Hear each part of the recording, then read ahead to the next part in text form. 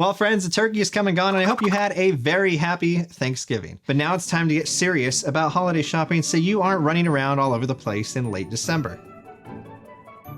And if, like me, you typically don't keep track of all your spending until after the season is over and then you can't believe how much you spent, stick around because I'm going to show you how my wife and I are using the Airtable app to track and manage this year's shopping list with ease. So we can actually try to stay on budget this time. What's up, people? Lance Samoza here, the guy with the one tech mind. I hope you are all killing it out there. And if you've never heard of Airtable, it's a simple database platform that lives in the cloud and is accessible from your iPhone, iPad, Mac, among other platforms. But hold up, because I know you heard me say the word database, and I don't want you to worry. I promise this isn't complicated. Just think of it more like a modern living spreadsheet, because it's my philosophy that you can get through pretty much anything with a good old-fashioned spreadsheet, even the holidays. So I'm going to show you how this works mostly on my iPad, but feel free to follow along on your iPhone as well. Once you download and register for Airtable, you can create individual databases, or bases for short, in your first workspace. There are also some really helpful tutorial videos and built-in templates here if you're interested in a general crash course.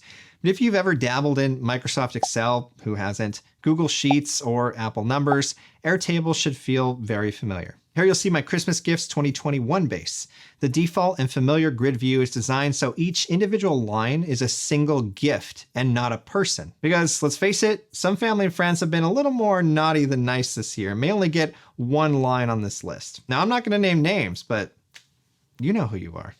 Now, each gift entry contains a few simple fields: gift name, picture, recipient, family name, gift total, a status field with some simple options, purchase method like credit versus cash, and notes. And in truth, making it gift-based allows me to group the list by individual families.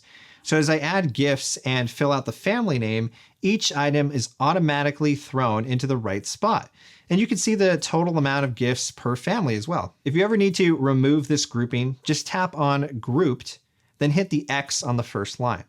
Or you can even create your own grouping based on other fields like total to see how many people you spent the same amount of money on. And if you were really brave enough, you could pull down on the grid slightly to see a grand total at the top of just how much a hit your wallet has taken so far. You can also filter the list to hone in on similar items. Take Amazon gift cards, for example. By tapping Filter, then add a condition where gift name contains the word Amazon to exclude everything else on your list and only see matching entries. I even have a second tab in this base to track my daughter's gifts so we can keep an eye on her stuff separately. Plus, if you're a parent, you know there are other special considerations, let's call them, to take into account if you catch my drift.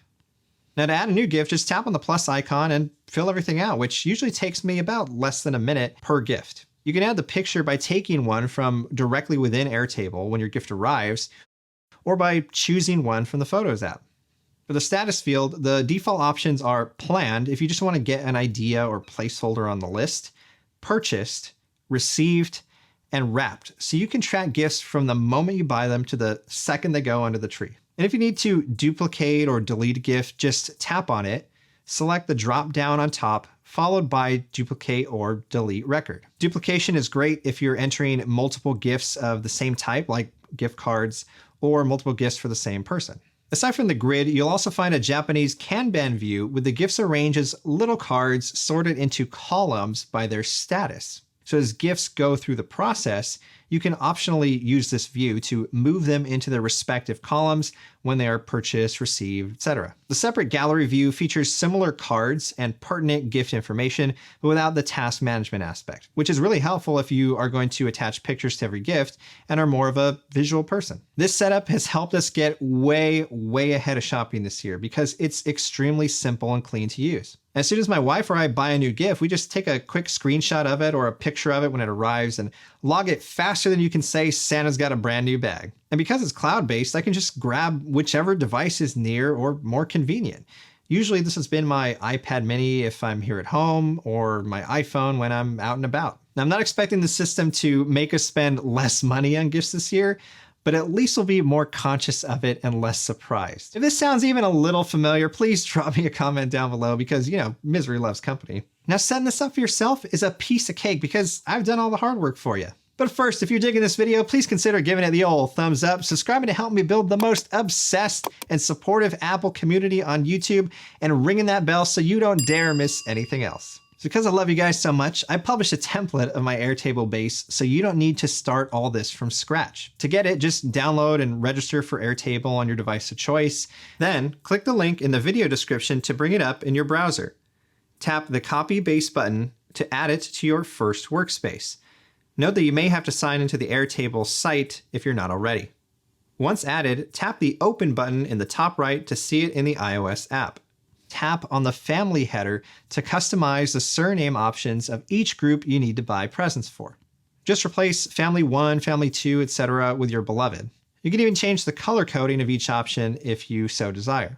After this, you can do the same with the purchase method column if you'd like to replace the default choices with specific types of credit cards or other forms of payment you will use to purchase your gifts. And on the kids tab, I've added a name column if you have more than one kiddo to buy presents for, and a from column to keep track of what to write on the gift tag. Now, inviting your significant other to the base is a piece of figgy pudding. Getting them to actually use it may be another story. Just tap the share icon on the top right from within the base, then add base collaborators, followed by their email address. Under permissions, you want to make them at least editors so they can add and tweak entries. Tap add, and your partner should receive an email invitation. Once they sign up for Airtable, they will have access to your base, so you can make that list and check it twice. And please feel free to add fields or customize your version of the base. And if you do, please let me know down in the comments because I would absolutely love to hear how it's working for you. Or if you have any other tricks or systems for managing your holiday shopping. And I truly hope this list makes your holidays easy, breezy, beautiful. No, that's CoverGirl. How about merry and bright? And in the spirit of the holidays, I want to thank you all so much for supporting me and this channel.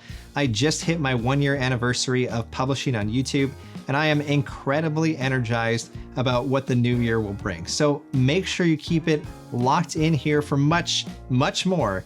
And until next time, thanks for listening to my One Tech Mind.